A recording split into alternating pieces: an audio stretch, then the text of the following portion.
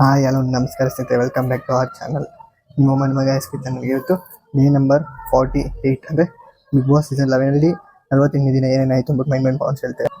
Mind points ಹೇಳ್ತೀನಿ. ಈ video skip ಮಾಡಿ ನೋಡಿದ್ರೆ ಮಾತ್ರ ನಿಮ್ಗೆ ಅರ್ಥ ಆಗುತ್ತೆ ಅಂತ ಹೇಳ್ತಾರೆ. ವಿಡಿಯೋ ಸ್ಟಾರ್ಟ್ ಮಾಡಲ್ಲ. ಸ್ಟಾರ್ಟ್ ವಿಡಿಯೋ ಫಸ್ಟ್ ಪಾಯಿಂಟ್ ಬಂದ್ಬಿಟ್ಟು ಏನಾಯ್ತು ಅಂದರೆ, ಸರ್ ಅವರು ಬಗ್ಗೆ ಅವರಿಗೆ ಈ ವಾರ ಕ್ಯಾಪ್ಟನ್ಸಿ ಆಗ್ತಾರಲ್ಲ, ಅದಕ್ಕೆ ಕಂಗ್ರ್ಯಾಚುಲೇಷನ್ ಬಗ್ಗೆ ಅವ್ರು ಅಂದ್ಬಿಟ್ಟು ಅವ್ರಿಗೆ ಇದು ಮಾಡ್ತಾರೆ. ಕಂಗ್ರಾಚುಲೇಷನ್ ಅಂತಂತಾರೆ. ಇದು ಆಯಿತು first point. Next second point ಬಂದ್ಬಿಟ್ಟು ತ್ರಿವಿಕ್ರಮ್ ಅವರು ಆಗಿದ್ರಲ್ಲ ಹೋದ ವಾರ ಹೆಂಗಿತ್ತು ಕ್ಯಾಪ್ಟನ್ಸಿ ಆಗಿದ್ದಾಗ ಮನೇಲೆ ಹೆಂಗಿತ್ತು ಅಂದ್ಬಿಟ್ಟು ಐಶ್ವರ್ಯ ಅವ್ರು ಕೇಳ್ತಾರೆ. ಐಶ್ವರ್ಯ ಅವ್ರು ಏನು ಹೇಳ್ತಾರೆ, ಸರ್ ಚೆನ್ನಾಗಿ ಸೂಪರ್ ಆಗಿತ್ತು, ಮನೇನ ಚೆನ್ನಾಗಿ ನಿಭಾಯಿಸಿದ್ರು ಅಂದ್ಬಿಟ್ಟು ಯಾರೋ ಐಶ್ವರ್ಯ ಅವ್ರು ಹೇಳ್ತಾರೆ. ಇದಾಗಿತ್ತು. ನೆಕ್ಸ್ಟ್ ಥರ್ಡ್ ಪಾಯಿಂಟ್ ಬಂದ್ಬಿಟ್ಟು ಏನಂದರೆ, ನೆಕ್ಸ್ಟ್ ಇದೆ ಮೈನ್ ಐದು ಪಾಯಿಂಟ್ ಬಂದ್ಬಿಟ್ಟು ಏನಂದರೆ, ಚಿತ್ರ ಅವರು ಆ್ಯಕ್ಚುಲಿ ಹುಷಾರು ತಪ್ಪಿ ಹಾಸ್ಪಿಟಲ್ ಹೋಗಿದ್ದಲ್ಲ, ಒನ್ ಡೇ ಇದೆಲ್ಲ ಆ ಟೈಮಲ್ಲಿ ಏನು ಮಾಡಿದ್ದಾರೆ ಅಂದರೆ, ಅಲ್ಲಿ ಇರ್ತಕ್ಕಂಥ ಹಾಸ್ಪಿಟಲ್ ಹೋಗ್ಬಿಟ್ಟು ಅದ್ರ ಬಗ್ಗೆ ಹೆಂಗೆ ಏನು ನೋವು ಯಾವ ಥರ ಅಂದ್ಬಿಟ್ಟು ಕೇಳಿದ್ದಾರೆ. ಅವಾಗ ಹೆಂಗೆ ಹೇಳಬೇಕು, ಅವರು ನಾರ್ಮಲಾಗಿ ಹೇಳಬೇಕು. ಬಟ್ ಅದು ಬಿಟ್ಟು ಅವರು ಒಂದು ಕಥೆ ರೂಪದಲ್ಲಿ ಹೇಳಿರ್ತಾರಂತೆ. ಬಟ್ ಅದನ್ನು ಇಲ್ಲಿ ಕಿಚ್ಚ ಸರ್ ಕೇಳ್ತಾರೆ. ಇದು ಪಾಯಿಂಟು 4 ಪಾಯಿಂಟ್. ನೆಕ್ಸ್ಟ್ ಪಾಯಿಂಟ್ ಬಂದ್ಬಿಟ್ಟು ಏನಂದರೆ, ಅದನ್ನು ಆ ಕಥೆನ ಕಿಚ್ಚ ಸರ್ ಅವರು ಹೇಳ್ತಾರೆ. ಒಂದು ಊರಲ್ಲಿ ಈ ಥರ ರಾಜ್ಯದಂಥ ಮೂರು ಮಕ್ಕಳು ಅಂತ ಈ ಥರ ಅಂದ್ಬಿಟ್ಟು ಆ ಕಥೆ ಇರುತ್ತೆ. ಬೇಕು ನೀವು ಜಿಯೋ ಸಿನಿಮಾದಲ್ಲಿ ಒಂದು ನಿಮಿಷ ನಾನು ಜಸ್ಟ್ ಒಂದು ಪಾಯಿಂಟ್ ಹೇಳ್ತಾ ಇದ್ದೀನಿ. ನೆಕ್ಸ್ಟ್ ಅದರಲ್ಲಿ ಮಂಜು ಅವರಿಗೆ ಅದರ ಅರ್ಥ ಏನು ಹೇಳಿ ಅಂತ ಕೇಳ್ತಾರೆ ಕಿಚ್ಚ ಸರ್ ಅವರು. ಮಂಜು ಅವರು ಯಾರು ಹೋಲಿಕೆ ಮಾಡ್ಕೊಳ್ತಾನೆ, ಇವ್ರನ್ನ ಭವ್ಯ ಅವರ ಮತ್ತು ತ್ರಿವಿಕ್ರಮ್ ಇವ್ರಿಗೆಲ್ಲ ಹೋಲಿಕೆ ಮಾಡ್ಕೊಂಡು ಹೇಳ್ತಾರೆ. ಇದಾಗಿತ್ತು ಪಾಯಿಂಟು. ನೆಕ್ಸ್ಟ್ ಪಾಯಿಂಟ್ ಬಂದ್ಬಿಟ್ಟು ಏನಂದರೆ, ಚೈತ್ರ ಅವ್ರು ಕೂಡ ಹಾಸ್ಪಿಟ್ಲ್ಗೆ ಹೋಗಿರಲ್ಲ, ಅವಾಗ ನರ್ಸ್ ಹತ್ರ ಮಾತಾಡಿರ್ತಾರೆ.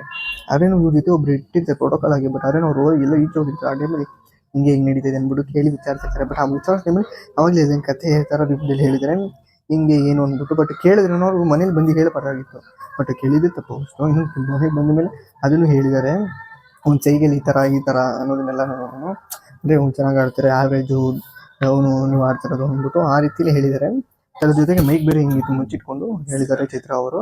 ಇದಕ್ಕೆಲ್ಲ ಯಾರೋ ಕಿಚ್ಚ ಸರ್ ಕೇಳ್ತಾರೆ ಒಂದೇ ಕ್ವಶನ್ ಆಗಿ. ನೆಕ್ಸ್ಟು ಪಾಯಿಂಟ್ ಏನಂತಂದರೆ, ನೆಕ್ಸ್ಟ್ ಕಿಚ್ಚ ಸರ್ ಅವರು ಮೋಕ್ಷಿತ್ ಅವ್ರ ಹತ್ರ ಮಾತಾಡ್ತಾ ಇರ್ತಾರೆ. ಆ ಟೈಮಲ್ಲಿ ಈ ಚೈತ್ರ ಅವರು ಮಧ್ಯದಲ್ಲಿ ಹೋಗ್ತಾರೆ.